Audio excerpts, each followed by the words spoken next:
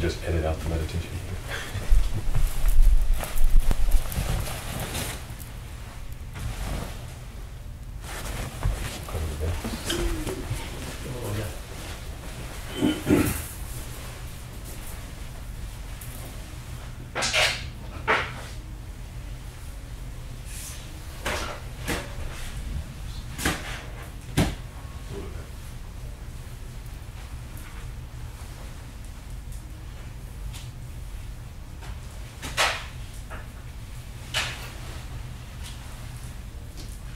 Whenever we make requests, hey, can you guys do this?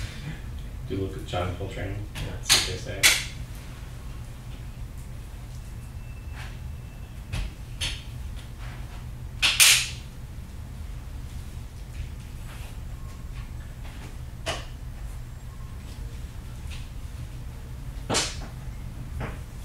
I'm sure it'll prove the point. My friend who plays jazz, he's always like, young people don't know what good music is.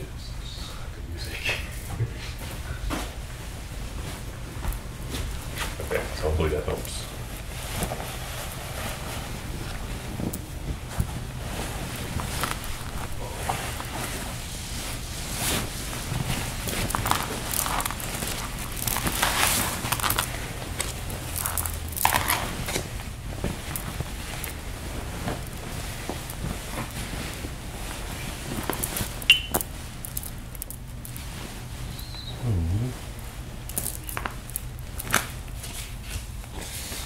Everybody have one of these or something similar?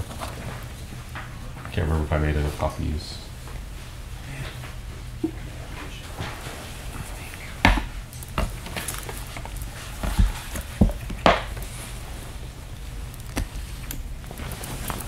So we're going to do the Ah Sopakan tonight, so the Ah vocalization meditation. So it can be a little bit,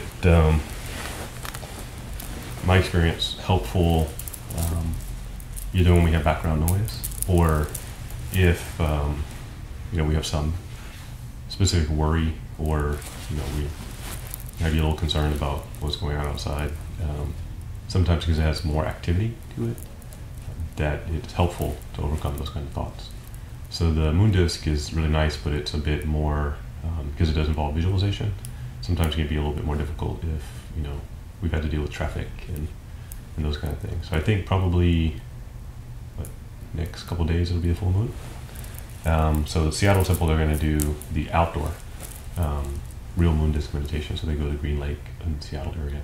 So because they have that larger open space in the city, you can see the moon really well. I think for us, actually, it's really hard. We'd have to go to the other side of Hillsboro and then watch it, actually rise over the West Hills. So it's a little bit harder here just because of the way the hills are situated.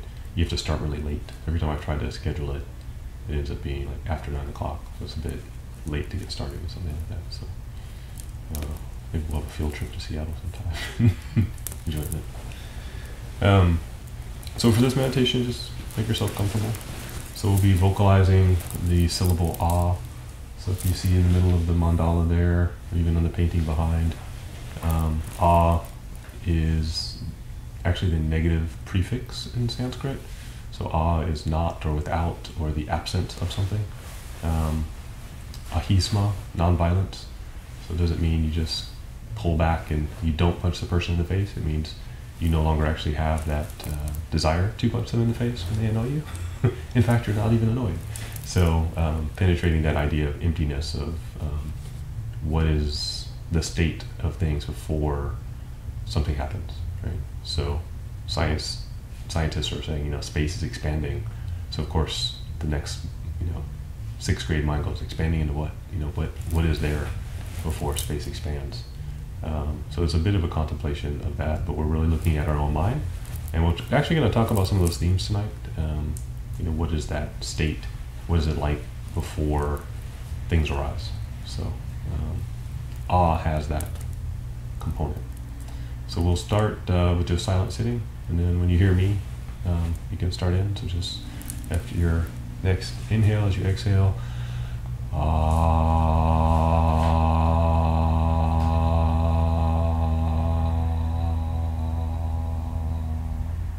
So just however long it takes you to exhale. We all have different sized lungs, so don't worry about it. You don't have to go very loud. It's okay. So no need to be self-conscious.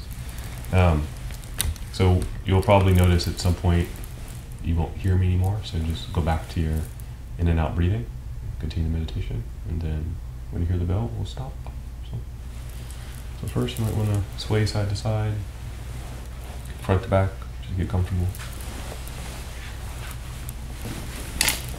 And if you want, you can make the meditation mudra, so left hand, right hand, thumbs touching. Yes, if you read a book on Zen, it'll be right hand and left hand. Either way is fine, but Shingon style is left and right. There's not a wrong way or right way, just different way.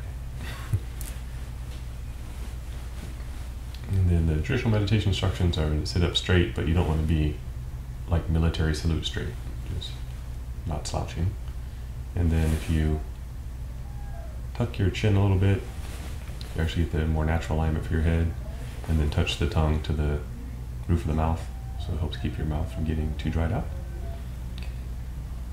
Start first with a deep inhale in through the nose, and out through the mouth. Another deep inhale in through the nose, out through the mouth, just relaxing your shoulders. And again, breathing in deeply in through the nose, out through the mouth, just relaxing the muscles in the face. And then just continue to breathe in and out through the nose.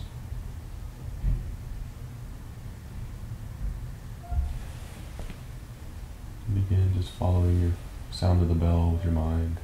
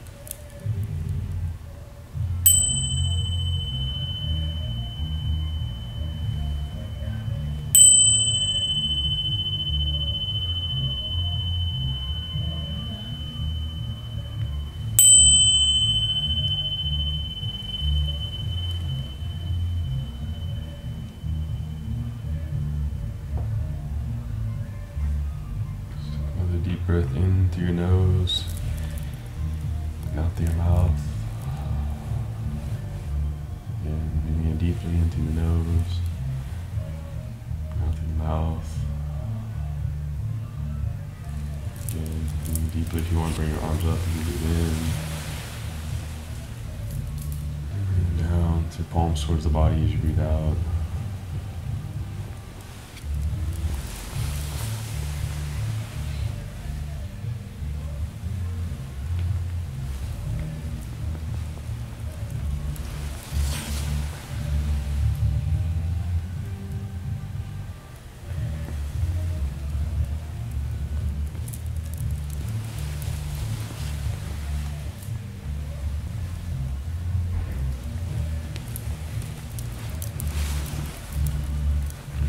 You can change your leg position,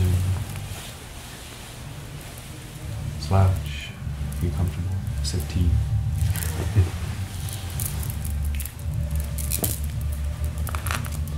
Main rule, don't stand up right away. Never good. So.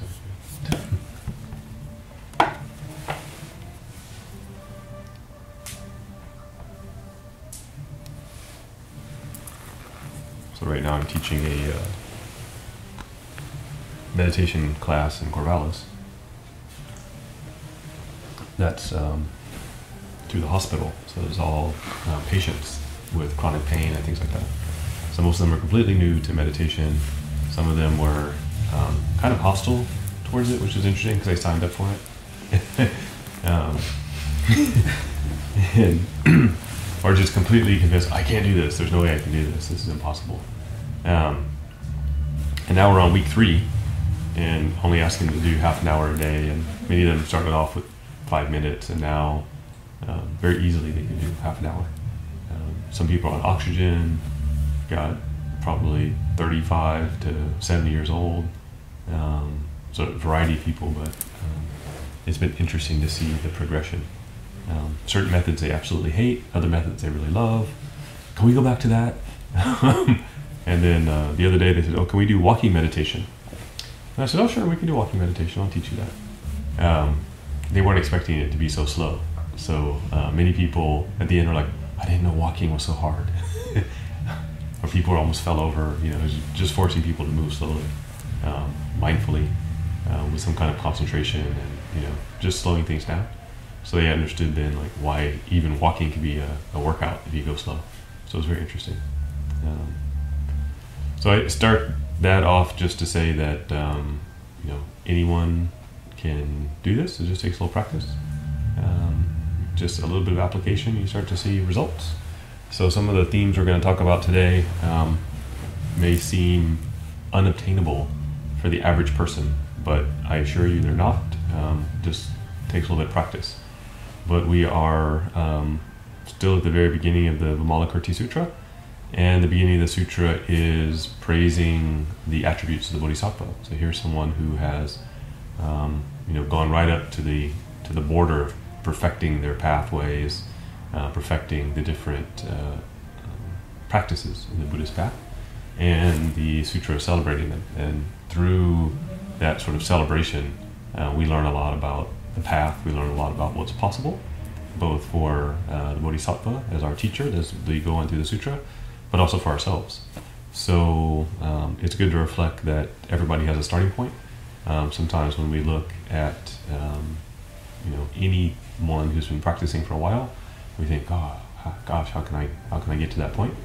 But you know, wherever we are today, there was kindergarten, first day of kindergarten. I have some friends, and you know, the kids had 2 different reactions.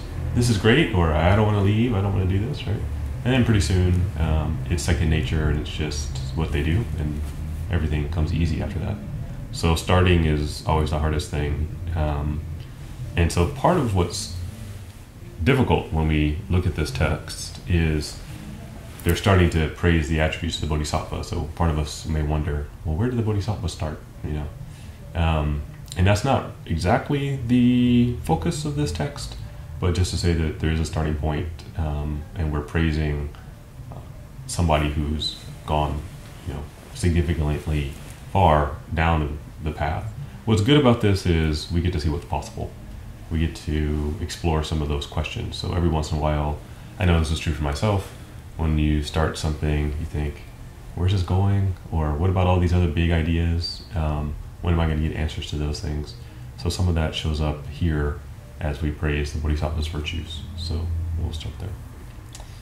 So we'll pick up where we left off. We're just hitting the next line. So the next stanza is, we're without any residual influence of the two extremes of being and non-being. So this is a pretty heavy philosophical concept to start off. I know it's Thursday and everyone's looking forward to Friday, but so it says actually there are 10 defilements or 10 negative tendencies, or what we might call 10 afflictions. So this is one where if we go back to the original source text, we get a little bit more detail rather than simply relying on the English translation. So the 10 defilements or 10 negative tendencies are a list. So here we are in Buddhism with another list. So I'll try not to belabor any of the points, but it does give us some insight into areas where we get stuck, where a lot of philosophy gets stuck, where when we get smart enough to be dangerous and we get stuck on certain ideas. So the first one is a view of a self.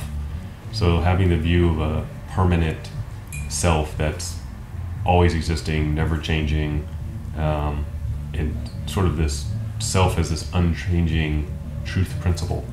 So that's one of the first ones. So rather than seeing ourselves as a conglomeration of component, constituent pieces, we see that this is who I am, this is my personality, this is, the very most important thing, and it's never going to change.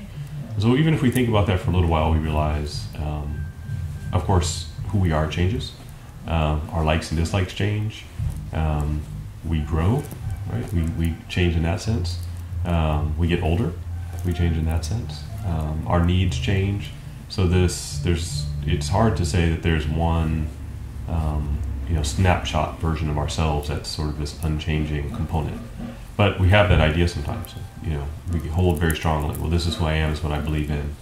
And then you can say, well, that's where the fight started, right? People, because you insulted me, then, that means something, and those are fighting words, kind of an approach.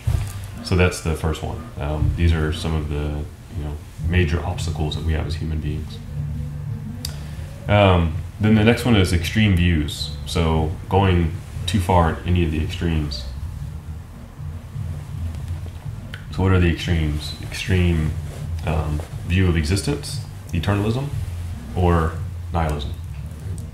The view that we're going to live forever, or things are this one life is it, or nothing ever matters. Who cares? Do whatever you want. So the Buddhist path says these are two extreme views, which is why Buddhism is often called the middle way. But really understanding the middle between those two extremes, because we live, I think especially now, there's a lot of kind of extreme thinking on these points. You see people, becoming radicalized, right, on the internet or through memes or websites, and independently coming up with ideas and then acting out in very extreme ways. And you see that it doesn't matter what political pole, right, left or right, you see it on both sides, and I've seen it on both sides, especially in the last 40 years. So having that kind of very extreme view, right? So this one thing is all that's important, so I'm willing to kill others or be killed for it. So that's an extreme view. Or the idea that life is absurd. I take the Western philosophical idea. Life is absurd. There is no meaning to it. Therefore, nothing really matters. So Buddhism would caution against these kind of extreme views, but they're easy to run into. They're easy to, life can be a grind.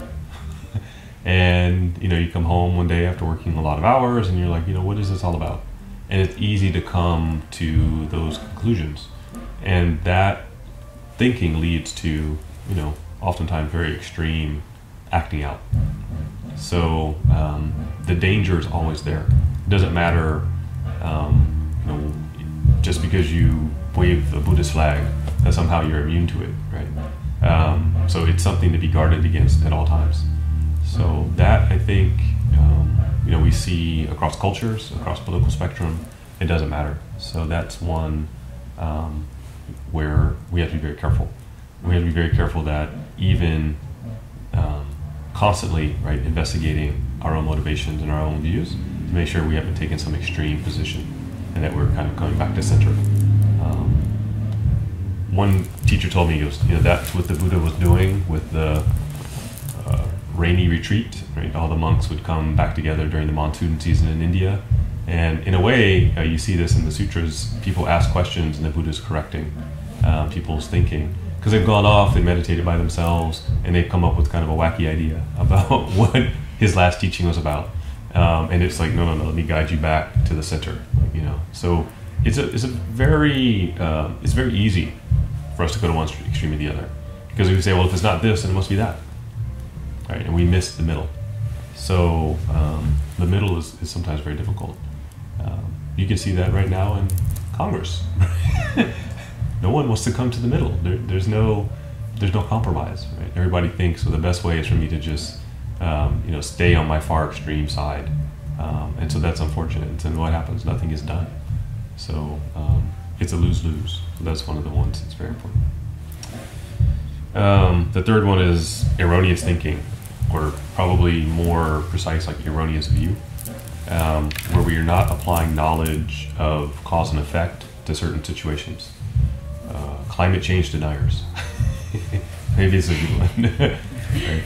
You have the evidence, you can see it manifest, but you're like, no, that's not happening. For some reason, you just, you're applying a view that just doesn't mesh with the observed conditions. But this is also very easy to do. It's not just science. Sometimes we hold so strongly to one idea that even when we're getting evidence of the opposite, it's very hard for us to believe that what the data we're getting is actually happening. And so we're very good at deluding ourselves. We like regularity. I think humans are very much like house cats, right? We want the same thing all the time. And when things change, it's very uncomfortable for us. So we adopt kind of this erroneous view.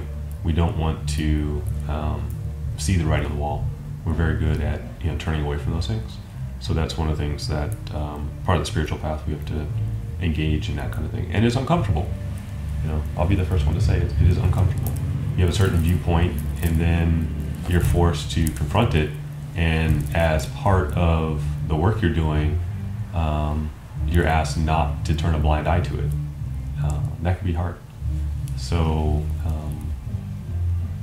that is not the case with every other, spiritual path, or sometimes that's exactly, well, that's good, or, it's encouraged for some portion, but, here it's not. Now, of course, time and place, right?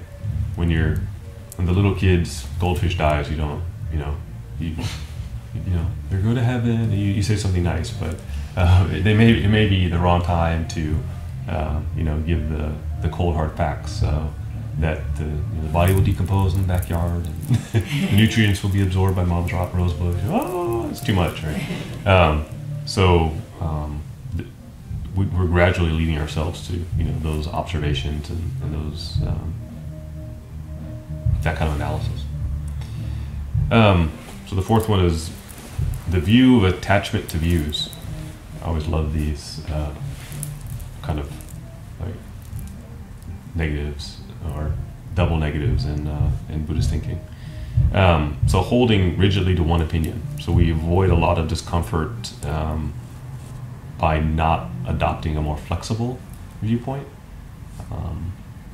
So we hold very rigidly to one particular opinion or view. It's very similar to not examining, seeing things of cause and effect.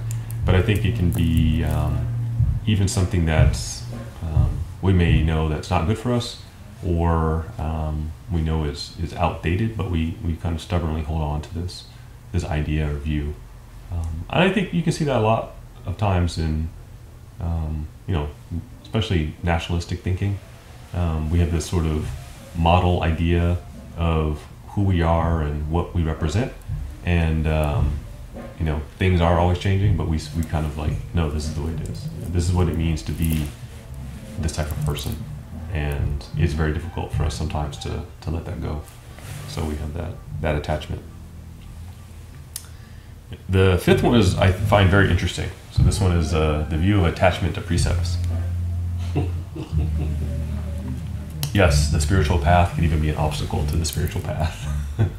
But more precisely, this is the view that holding rigidly to precepts only is the path, rather than the precepts being a foundation or a prerequisite to beginning the path. Like, if you follow the rules very, very closely, that's all you have to do. That's the path to liberation. So let's kind of rewind historically and think back to the origins of Buddhism. In the beginning, there were no specific rules for the monks. They knew how to act. They knew how to comport themselves. They lived together in harmony because they were all at a similar level of attainment. Later, when more people joined and they were coming in with different types of baggage and things like that, the Buddha had to make rules. Okay, well, don't do that. Certain number of people over here. We shouldn't all go on alms rounds together at one small village because we'll tax their resources, and you make rules. So this is this kind of thinking. Well, these are the rules. I have to follow them very rigidly, and the rules sometimes can get in the way. Right? Sometimes you need to understand the spirit of the rule, why it was made, and that's more important than the rule itself. So that's really important, looking at the why and not holding so rigidly to the precepts. So that attachment, can be difficult. Or you hear people like, under no circumstances can I do this, or that lack of flexibility can be its own obstacle.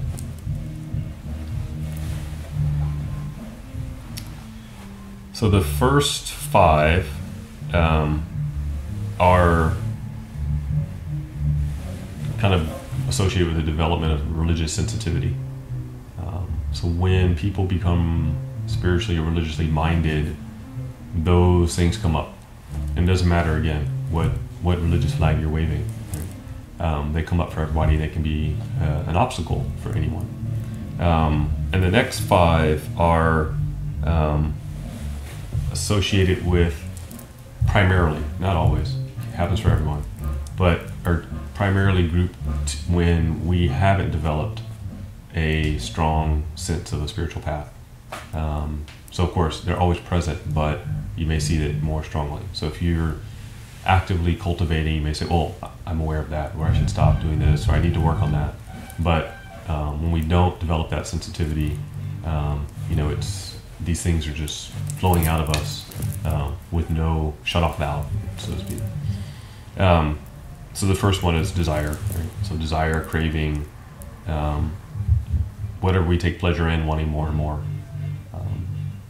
So we all have that, but as we practice spirituality, one of the first things you see, in all major world religions is generosity.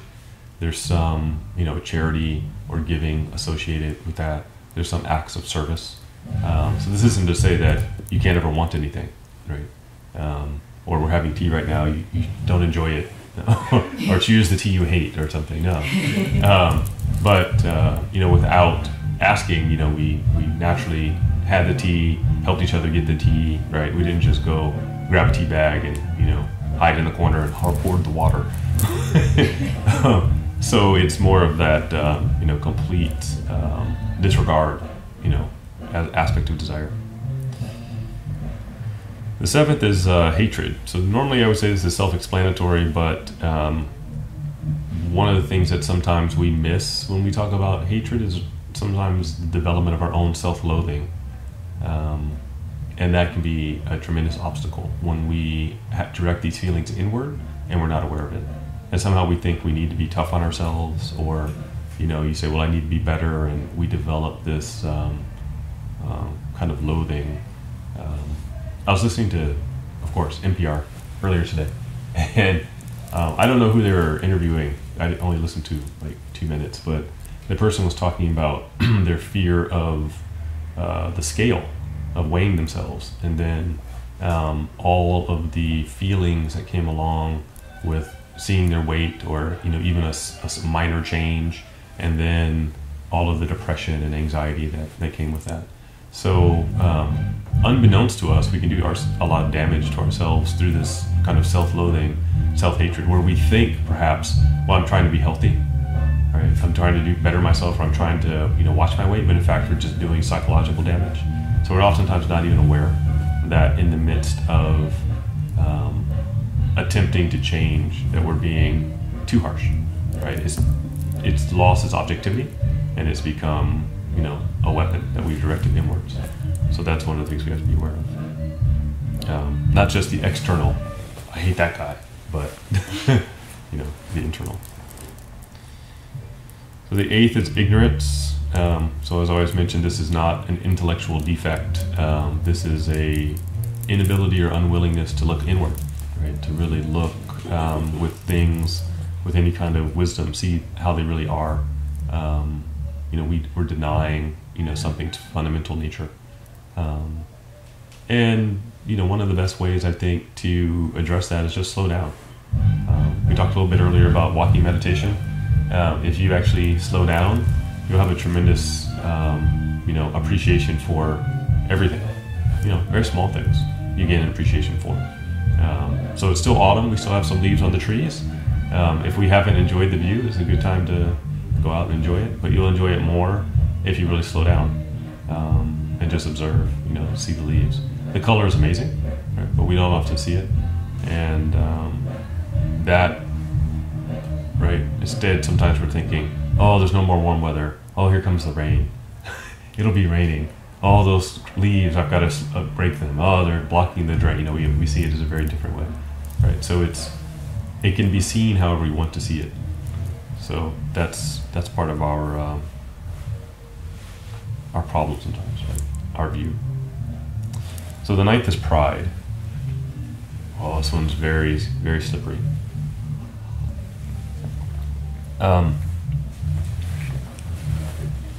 But in this context, as we're celebrating the virtues of Bodhisattva, what are we mainly focused on? Sometimes there's pride about our attainment. So we think, well, I read a book on meditation, so I know everything there is about meditation. I meditated once, so I'm a meditator. So we have this sense of pride.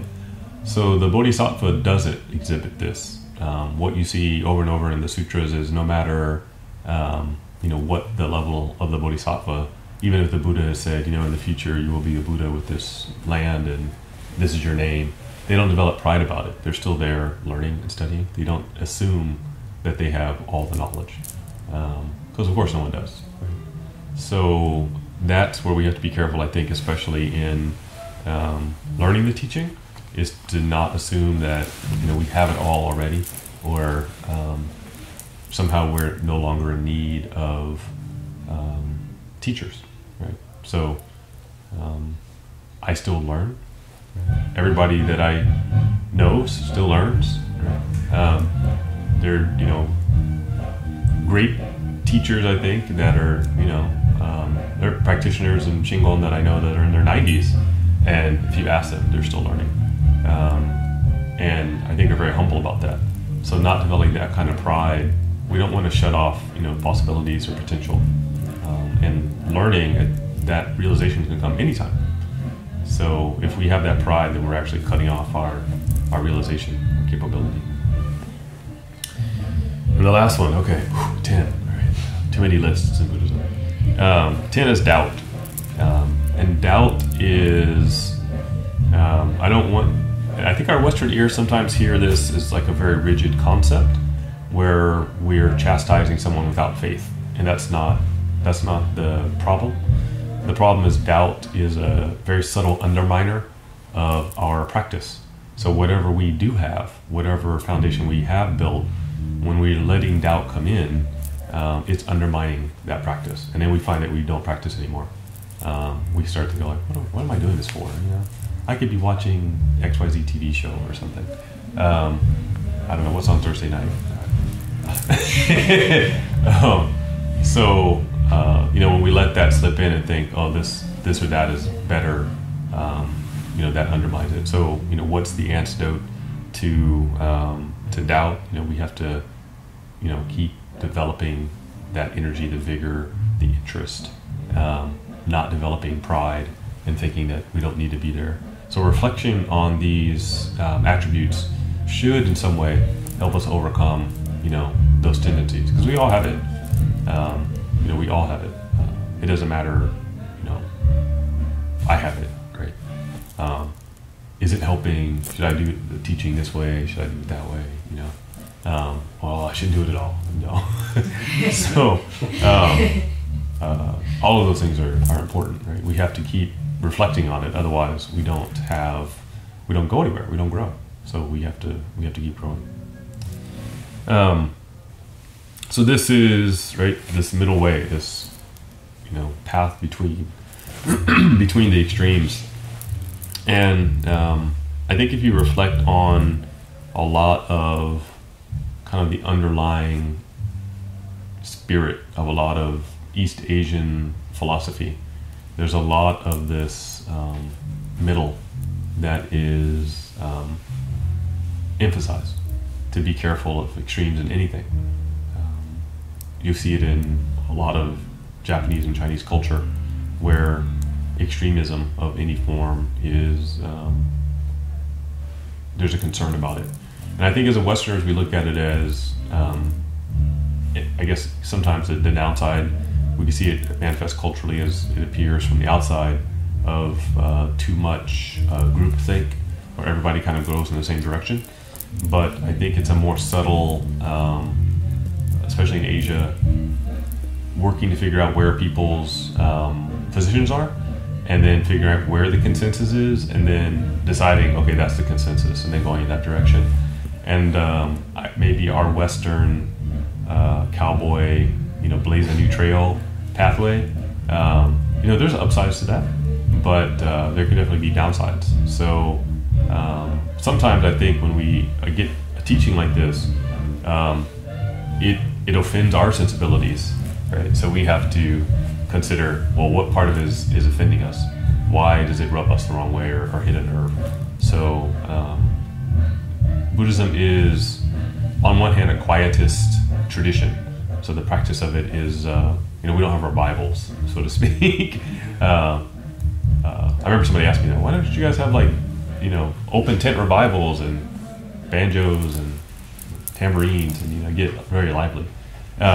So I would say the revival or the liveliness is happening internally, but in order to really see that, there's a quiet attitude about it. But sometimes that can be antithetical to our kind of Western notions. We tend to be bigger, louder, colorful in that way. So in the beginning, we have to think, well, is this for us? Yeah. Well, that's why we have to go. Yeah. And we have background music. So our neighbors are doing the boisterousness for us. So. Okay, so the next sentence is, preach the Dharma without fear, like the lion's roar. So what does this mean? Does it mean the Buddha actually screamed out and roared like the lion? It's like Lion King, go up to the top of the hill. So no. So the lion is, right, apex predator. Meaning, when you are apex predator, you have nothing to fear, right? You can walk through the jungle, across the Serengeti, and you don't have to worry about anybody hunting you. Probably the only thing you have to be careful of is, elephants. Dentist, yes. Yes, the dentist. So the comparison's made, well, so, okay, this was before the gun was invented, so. But to be able to teach without concern for doing it wrong, to not have that idea enter into you, to be able to, in the same way that if you're the lion, you have no thought in your mind whatsoever of someone coming to get you, right? Everybody's getting out of your way.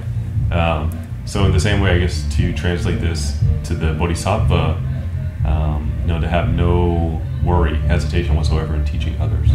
So that's, no matter how expert we become, I think there's always some hesitation, always some concern. Will this lecture or teaching be good? Will people understand it? Is it what they need right now? And the Bodhisattva doesn't have that hesitation. And why the Bodhisattva doesn't have that hesitation, as we go forward, you'll start to see, why it is that they have that. It's not pride or arrogance. It's not just because their bodies glow gold and, there's halos of light streaming from them, right? It's actually, due to the work they put in for themselves, but also the vow to try to help others, right? Their motivation is very pure. And because of that, they're not concerned, they're not worried. As to use a phrase from where I grew up, they're living right. So they don't have things to worry about. No one's coming to get them in that way. So the next line says, preach with the reverberations like thunder. So when they teach, it says it has manifestations. It reverberates through the world like thunder. So why thunder? It's supposed to give you the... so where I grew up, we had thunderstorms primarily in spring and early summer. And it's supposed to give that idea that here come the nourishing rain that's going to fall evenly on everything, and all the grass and all the plants are going to, sprout, and things are going to grow. So if the teaching has that effect, where ideas are sprouting, obstacles are shattering in your mind, you actually are able to see through to the teaching, that's the nature of their preaching. So that's a very special, right? So here's what they're actually able to do as we go forward. So then we're without measure and beyond measurement. Another paradox. So there's two meanings to this. Meaning one, that they're focused on their inward transformation, and meaning two, that their spiritual work is also dedicated or focused on transforming other beings. So it's not only an internal solo pursuit. It's not a selfish component, that the Bodhisattva is doing this work for all sentient beings, including themselves. So especially at the ninth ground Bodhisattva has these attributes, and this is why they're being praised. And it says in the text that there's various realms of sentient beings. So here we skirt into Buddhist cosmology of the realm of the desire, the form realm, and the formless realms. And I thought, should we do a whole class on cosmology? And I thought, no, I'll save that for some other time. So I'll just gloss over it. So the form realms are where we are right now. We are attached. We are made of form. We have form. Things around us have form, and all of our visible worlds, the worlds of animals, humans, what you see is part of that realm of form. According to the Buddhist teaching, that would also include, ghosts and hell dwellers and those realms. We're not going to go there tonight, thankfully, because it's hot and it's nice and cool right now in the fall. But the formless realms would be next, and those would be the realms of the. I'm sorry. Okay. We have the formless realm, but we have the realm of desire. So we're in the desire realm. I'm conflating. Our background music is getting me. Yeah, I'm going too fast. Following the beat. So we have this realm of desire. So the realm of desire are, hell, hungry ghosts, humans, animals, ashuras, and the heavens. So the heavens are considered to be this desire realm as well. So nobody goes or aspires to go to heaven because it's not pleasurable, right? So there has to be desire for you to want to go there.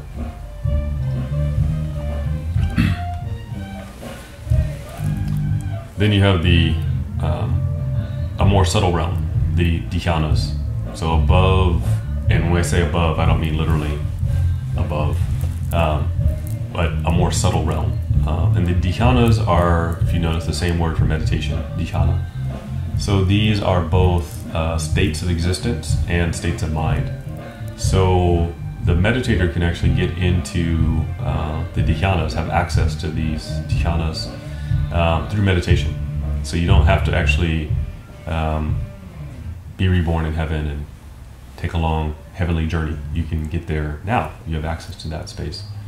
So these are more subtle states of mind. And so those are available. And then above, right? Not literally, but beyond, maybe is a better way. Outside the bounds of the realm of form are then the formless realms. So even more subtle, where you have consciousness, but it's not associated with form. And these realms, although technically when we put it on a two-dimensional paper chart, right, it's above. Technically, it's going to permeate everywhere because there is no form to it.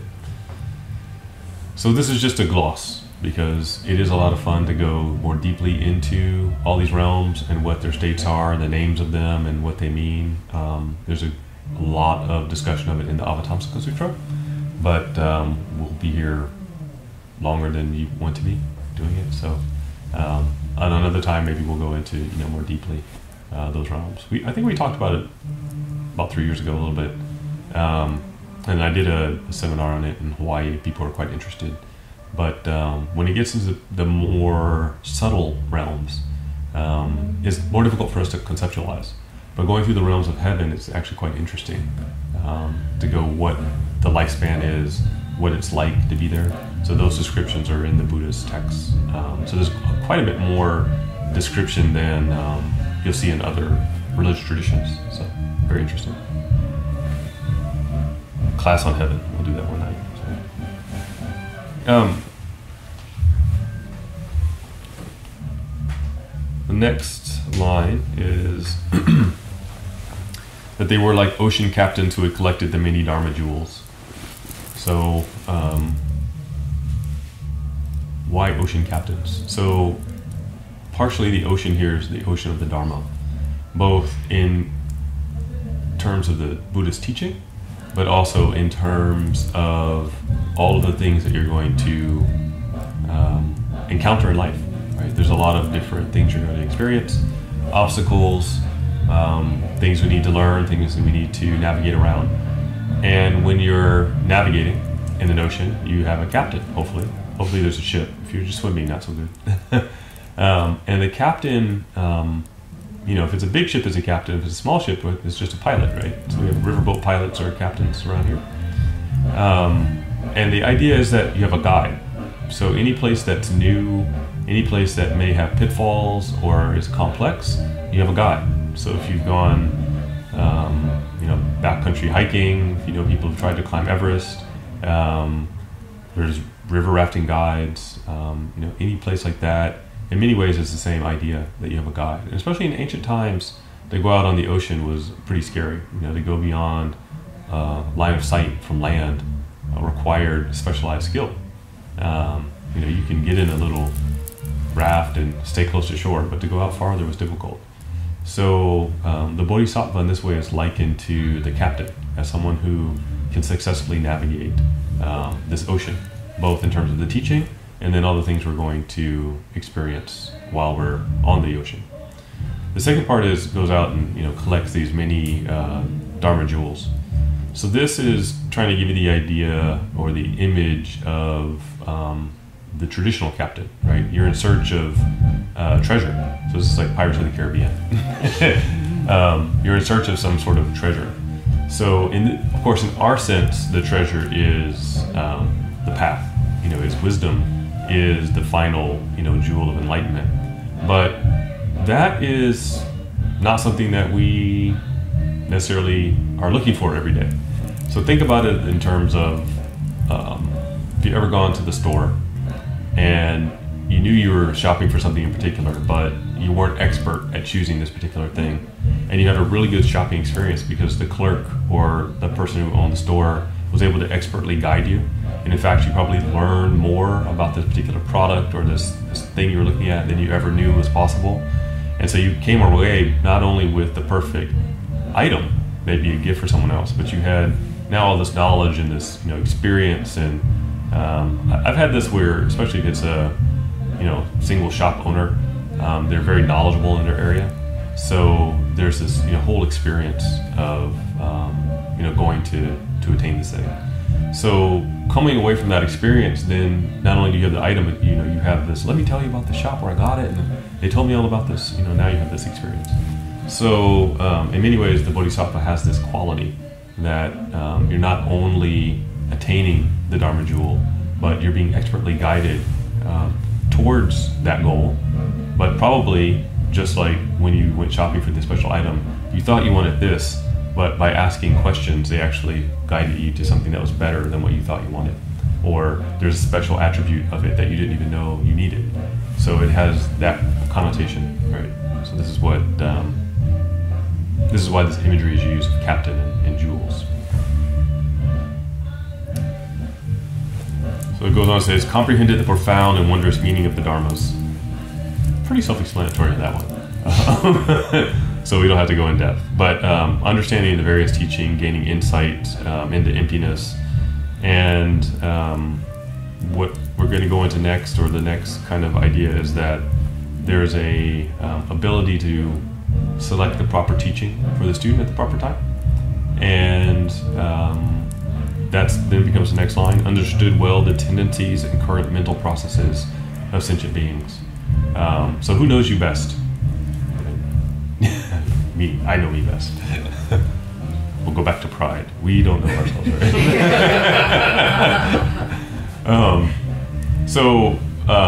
Probably we would say, one of our childhood friends, or, my mom knows me best, or, somebody close to us. But they know us in terms of our, likes and dislikes. They may even know us in terms of our pattern, but they may not know exactly the motivating factor behind those patterns. And so here, at a ninth stage bodhisattva, part of the skill is actually seeing and understanding those underlying motivations. So not only, the plant above ground, but the roots below, right? And exactly the type of soil they need and the nutrients to be successful. So that's not always evident even to people very close to us. It's sometimes not even evident to ourselves. Why do we have a particular recurring dream? Well, I don't know. Why do we do certain things that we do? Certain things, don't always take so much analysis to figure out.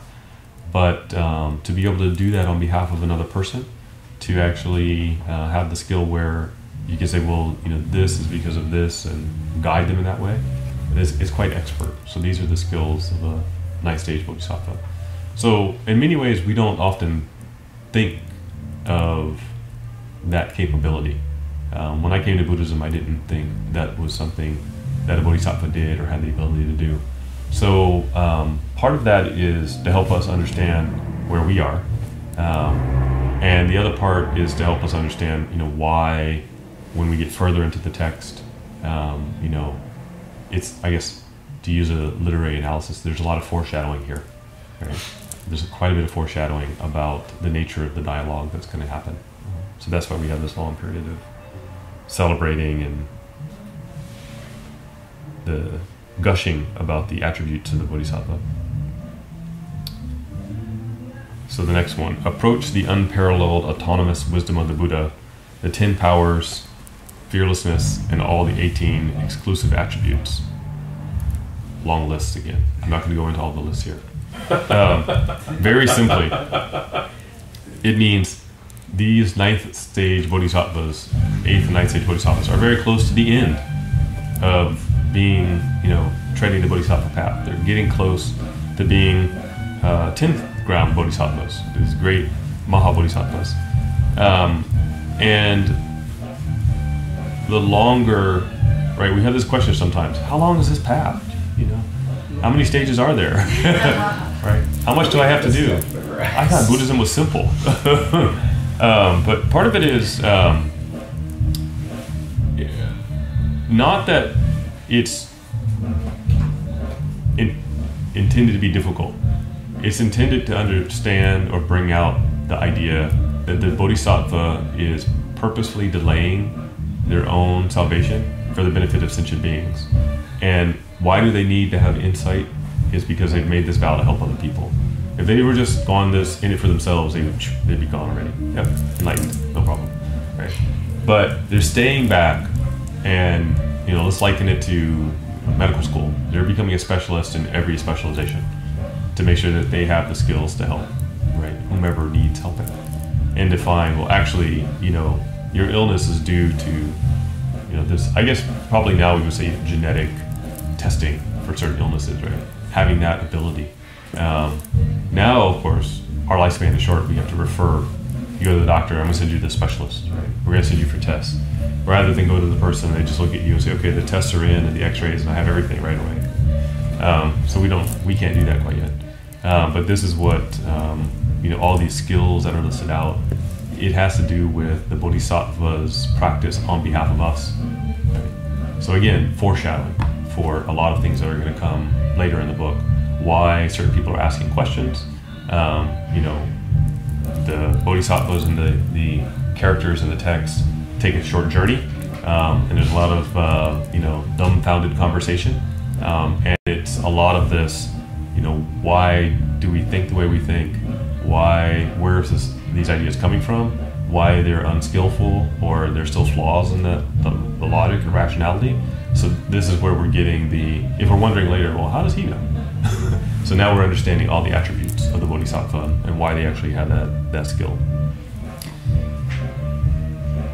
Okay, so almost to the end for tonight. So I closed all the doorways to the evil destinations, but were born in the 5 destinations in order to manifest their bodies there. If I were to have translated this, I wouldn't have used the word evil. There's a lot of cultural baggage from the West with the word evil. We just passed Halloween. What kind of evil things are there? So we're not talking about avoiding zombies and vampires and going to visit the Great Pumpkin. No, we're looking at the Bodhisattva at this stage has gained insight into all of the, let's say, threads of karma that have caused them to do different things, and have closed all those doors. Right. So anything that was not helpful, wholesome, helping them forward in the Bodhisattva path, they've closed that door. So here's the difference, right? So how do we do that? We recognize that there's some tendency we have, some interest we have that's probably not good for us. I like to do this, but I know it's not good for me, therefore I'm not going to do it. That's very different from we no longer even think about it anymore. So the Bodhisattva not only has closed the door to it, but they've rooted out, right, the original cause of that. So for us, we have to say, okay, I know I shouldn't eat this fatty food, so I'm not going to do it, but I still want to. And I go to the grocery store and I look at it, but I just don't buy it. Right? So that's different than passing right by. So this is part of the difference in this way. So of course, cosmologically speaking, they're talking about closing the door to rebirth, where it's your karma that you don't have control over guiding that rebirth. And the Bodhisattva has closed those doors, so that karma is no longer influencing them. They still take rebirth, but it's by choice. So I think this is helpful because this is definitely one of the big misconceptions of nirvana and of enlightenment of early translators, because they translated it as extinction or blowing out the flame. So they're like, well, Buddhists just want to annihilate themselves, right? This is the goal. And they didn't understand it as actually blowing out or annihilating this energy that you don't have control over, right? Things that you have done in your past that are sort of, they're the puppet strings that are controlling you. And so what you're extinguishing are the connection to those strings so that you have complete control. That's a much more positive message and translation, but that's not what we got. And unfortunately, that gets repeated over and over and over again in a lot of texts that talk about Buddhism. If you go to websites, Buddhism is all about suffering, and you have to extinguish the suffering and your craving, and it doesn't sound very fun. Why do I want to do that? Well, I really enjoy chocolate pudding. Why do I want to, extinguish my craving for chocolate pudding? It's not that. It's where the chocolate pudding is haunting your dreams, and it's calling you from the refrigerator, come eat me, and you don't know why, right? So you're really rooting out all of those things. So if you think of it in that way, we go back to the previous analogy, who's driving the boat, right? So you actually take the wheel and steer the course, and the bodhisattva here is steering that course, I guess extending that analogy, plucking people out of the water. They're on the goal of crossing the ocean, but on the same way saving people on the way, not just saying, okay, well, I don't think there's enough room, you're going to slow me down, I'm going to make my way across. So having that type of insight and that skill. So that's what we're talking about here when we're saying, closing the doors to those destinies. Still here, still with us, but just much more in control than we are. And that's where we don't often realize that we're out of control. So part of this, I don't want to say out of control, we don't realize what is influencing, the subtle influencers of our decision making. Did random social media posts influence our vote this last election? I don't know. It's really difficult to turn back the clock and make that determination. What effect did that have? It's a huge unknown. And then the same way, how much did certain experiences we have in our life shape us today? It's very difficult to say exactly. Certain things you can be sure, this happened, that's why I do this. Other things you're like, well, I don't know. What were those subtle influences? How was it? What was the influence of that particular student in class that we either liked or we didn't like? What was the influence of that particular grade school teacher on us today? Right? Maybe we've never thought about it, but the Bodhisattva has done that work. Right? So that's a very fine-grained detail that's being teased out. So the next line, that there were great medicine kings who were good at healing with the various illnesses. So again, the Bodhisattva, the Buddha often has this epithet of being, the great doctor. So it's a very apt analogy for what you're doing, that you're healing yourself, right? It's not the great surgeon. Things aren't being cut out and removed, right? It's not, the great mechanic, right? Something's out of whack and it needs to be, tightened back down. So we shouldn't have that idea that somehow we're out of control. It's more that, there's an imbalance, and we have to come back to that balance. So that's where you'll see this. If we make the connection back with the Medicine Buddha Sutra, the Medicine Buddha reminds us that it's not just the medicine that's needed. We have to inquire, does the person have someone to take care of them when they go home? Do they have a place to live? Do they have shelter? Is someone going to care for them? Because that's just as important for healing. So the Bodhisattva, the Buddhist path, is asking us to look not only at what's wrong, but all the things that we need to actually heal that issue, right? And the same thing, if you're going to practice spirituality, if you're going to practice meditation, do you have the right environment to do that? Right? Are you going against the grain? Are you fighting, going against the stream basically, in the way you set out to do the practice? And that sometimes is difficult for us to see, and that's where in the text we have this great teacher to ask those questions and guide. And in why do we have a temple? Why do we have community? Is we have good and wise advisors, spiritual friends to help us make that, navigate that very broad ocean, so that we figure out what's the best practice for us. So as I always say, sometimes knowing what you don't like and what you really, really, really don't like is just as important as knowing what you like. Because when you figure out what you don't like, you have a deep appreciation for the things you like. It's, I think, much the same way with spiritual practice. When you find out what's not working, then you really realize what does work, right? Even more so. Whereas before you may have had doubt about, does this method work? Is it good for me? So we'll take one more line and then we'll finish for tonight. Provided medicine according to the illness and caused it to be taken. I like this part. So what's the biggest problem, right? Doctors have. They give you the medicine and then people don't finish the medicine, right? They always tell you, take all the pills, and then no one does. You end up with a few left. Right? So how are you going to, as the Bodhisattva, not only prescribe the right medicine, but also ensure the patient takes it? So there's some upfront work here, right? There's buy-in happening with the patient, with us. So as we're going through the teaching, it's not preachy. It doesn't say, you all are filled with ignorance and you must, come to the side of wisdom. Now get on it, chop chop.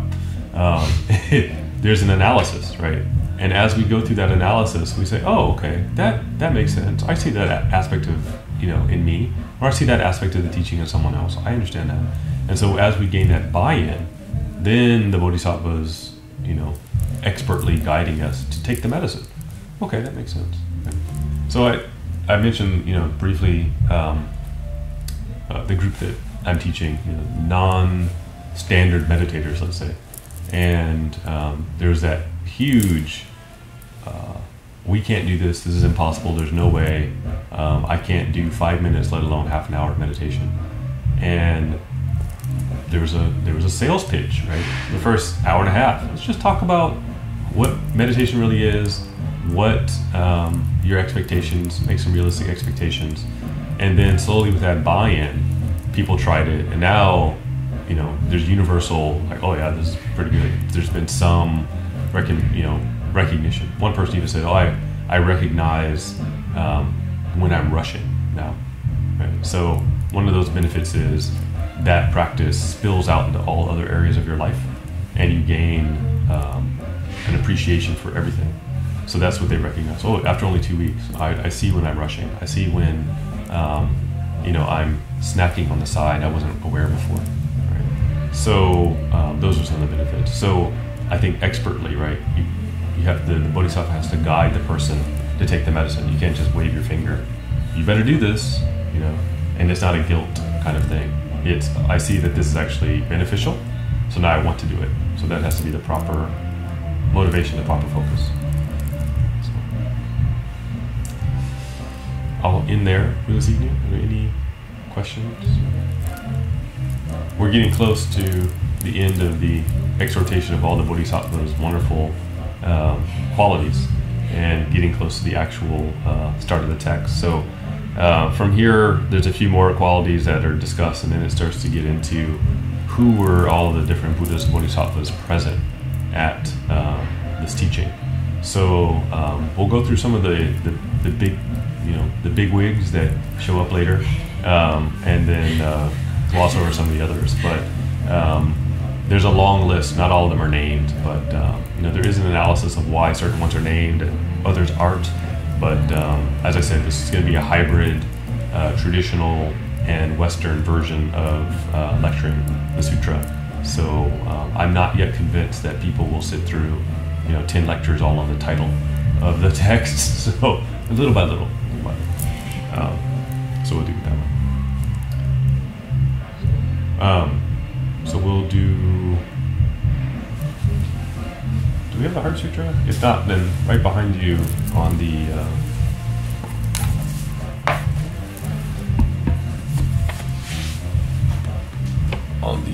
shelf, right behind Alesh, there's the black. Yep, there's.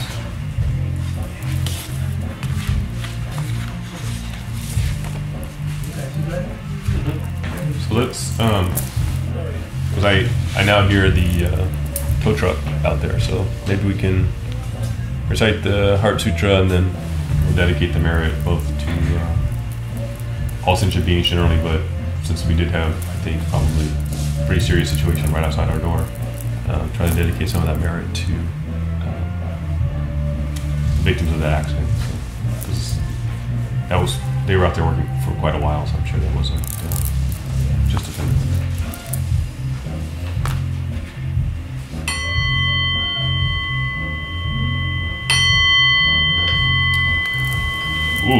Setsummaka hanya haramita shingyo 半自在菩薩行人般若波羅蜜多時正見五運海空同意細工や舍利子式不意空空不意式式即税空空即税式十創業式薬部尿税舍利子税小空祖不傷不滅不空不浄不増不減税国中無式無住創業式無限に微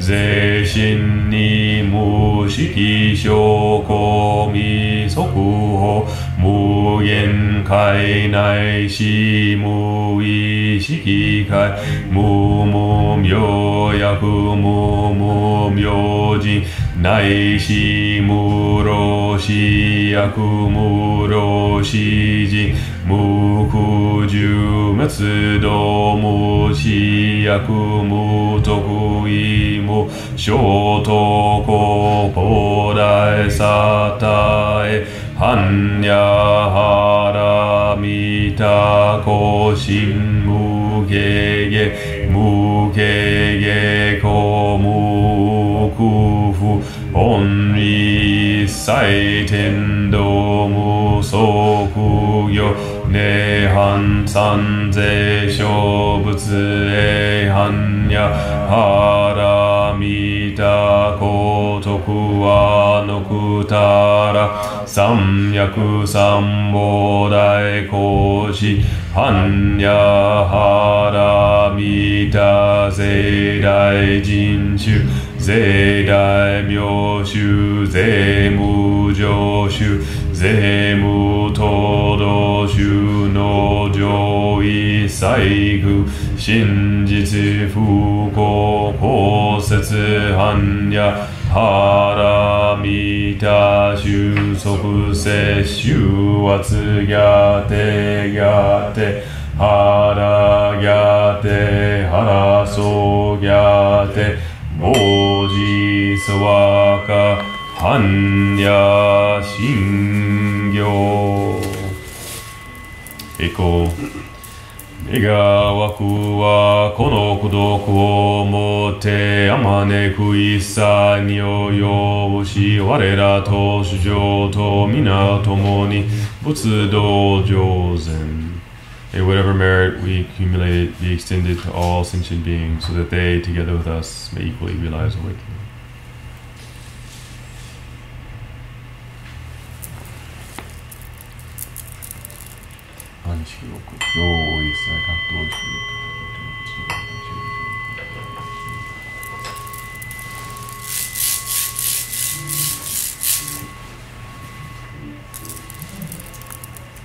Thank you all for coming this evening.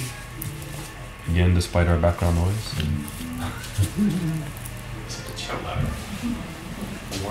Yeah. It's just like our own private lounge act. So.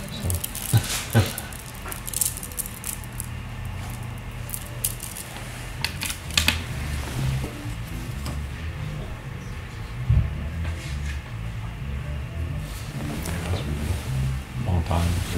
It's so unfortunate.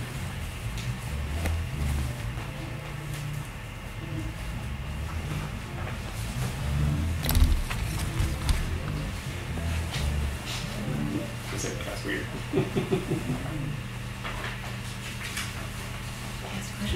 Of course. What did we do after the concert? Oh, sorry. I went directly to the, that should be near the last page, the Echo, it's called the Dedication of Merit.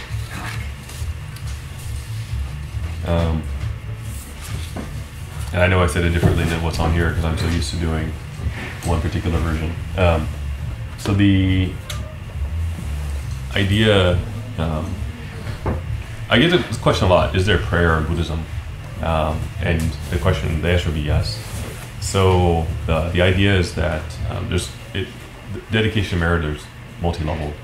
On the very base level, we are treading the bodhisattva path. So if we're doing our practice with only ourselves in mind, then we're doing it wrong. So at the very end, we're reminded and being actively reminding ourselves that in many ways we're doing this practice on behalf of others, or at least including others in our practice. The other side is the dedication is our way of sharing our practice with any specific person. So this one's very general, but if we want to actually, how do you pray for someone? Someone's in the hospital, how do you pray for them? Right? Reciting mantras on their behalf, reciting the sutra, and then dedicating, right? So you could have a specific dedication to that person. I've recited the Heart Sutra 10 times, and I dedicate the merit of that act to this person, or this issue, or for world peace, or whatever it is. So oftentimes, especially at certain services, it'll be a specific dedication. Probably most famous is Obon. So during that time, the dedication is to the spirits of the deceased. And so there's specific instructions within Buddhism for how to do that. And the idea is that your merit, your good vibes are shared with the deceased, and it actually has an effect. So that may sound odd, but I would just had the opportunity to talk about the study. It's the National Institute of Health study, and they actually asked nurses when they're going on rounds just to hold the intention that their patients would get better. So you go in while you're working on them, you just say, I want you to get better, I want you to get better. Didn't say it out loud, just internally. Patients didn't know. And then they correlated the results. So the nurses that did that, their patients got better faster, and were released from the hospital sooner. And their vital signs were more stable, longer. So it does work. And so we're actually taking, the Buddhist teaching, making it manifest through our voices, and putting our energy behind it, and then directing it towards a certain goal. So that's prayer in Buddhism. So you'll find this. I have a whole bunch of these. Actually, I did a project. I was in Japan, and I went to every temple and then picked up their gongyo, their service order, to compare the different types. And I have some old ones just to see what was in them. I'm always like, some of them are a little different. Like, you realize it's not the exact order. Is that you do something, and then there's always the dedication at the end. So that's common throughout especially East Asian Buddhist world, Tibetan Buddhism. I never checked whether Theravada has it, but I'm sure they have some form, because they do prayers on behalf of certain things. Obviously, the biggest one right now is for the King of Thailand. So there's a tremendous amount of religious activity ongoing for that. I've been watching Japanese news on that. It's very interesting because they cover it more in depth. I guess because they have a royal family, and so they're more interested in that kind of thing. And they don't have a soap opera happening in their capital. So, so it really is like a good TV show. It's like you couldn't have written this better. It's really fascinating. That's how it's done. So there's many occasions where, especially in Shingon, we will do special prayer service. I haven't done it here, just because most of them are chanting heavy, practice level heavy. If you're interested, then we can do it. There's one that we do in Hawaii called the Ninju Kuri, and they actually have a ninju, but the beads are like this big, and they pass it around. Oh, I thought those were the hate. Oh yeah, no, they're chanting, and they actually are counting as a group. And then, they come around and whack you with it. But the idea is that to some degree your intention is in the beads and as a group, and then they'll usually like loop it up, and then, not hard, but it's like actually it's Chinese medicine massage. And so the idea is that it stimulates, but that the energy of that prayer goes into the person. This is too small, you gotta get the big one. And there's others where you do 1,000 recitations of the Heart Sutra, Or usually what they do is they'll get a group of people and they'll divide it up. Okay, so there's 30 people, so we've got to do X number of recitations to get to 1,000. And then at the end, the merit is dedicated to one person or a particular issue. So a lot of times that's actually how they do prayer service. Somebody has, a very unusual issue happen, and people will gather at the temple and do a service like that. I tried to do 100 for my mom once. I was like, oh my god, what did I choose to do? It takes a long time. It's gonna take many days. Yeah, it takes a long time.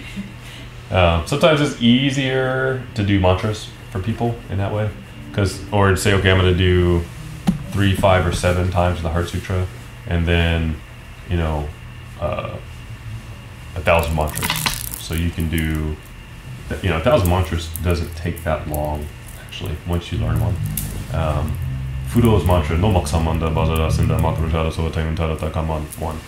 No maksamanda bazara sinda makrujara so taim tarata. It's 45 minutes to do like 10,000, even 1,000. It takes quite a while. Yeah. And once you get used to it, you go pretty fast, right? So you can actually say, I'm going to do 10,000 mantras for this, and then dedicate to that person. And doing that on a regular basis has a tremendous effect on you and on the other person. So that's why both Shingon and Tibetan Buddhism, well, obviously, we like mantras because we're called mantra. Mantra school. But there's a tremendous benefit. And one of the other benefits of mantra practice is it improves your memory. So there's a tremendous effect on your memory. And I will say that is very true. I can chart a difference in my grades in college when I started mantra practice and the amount of classes I was taking. I was doing 16 credits, and at one point I went up to 18 credits. All my classmates were doing like 12, and I'm doing this, but I was doing a lot of mantra practice during that time. And who will show up in the text later, Manjushri, doing, Manjushri's mantra practice. So that's one of the known side effects, I guess, of mantra practice, is that they call it complete retention. It broadens your mind, and it works on a different part of your mind. Much the same way that people who do math often do music. So that if you're developing both sides, that there's a greater capacity. You're unlocking that capacity in a different way. So it's not all. We have a lot of practical side as well as there's a lot of humans have been around for a long time, and there's a lot of traditional wisdom about what we need. And the more I delve into it, the more I find it to be very true and helpful. And the less, I have no choice but to sit in front of a computer most of the day, but the rest of the time I want to be very analog. Books, candles, less electronics. But this is very useful. It's less weight to carry around, so compromises. I don't have huge text in front of me and stack of paper. That's good. So.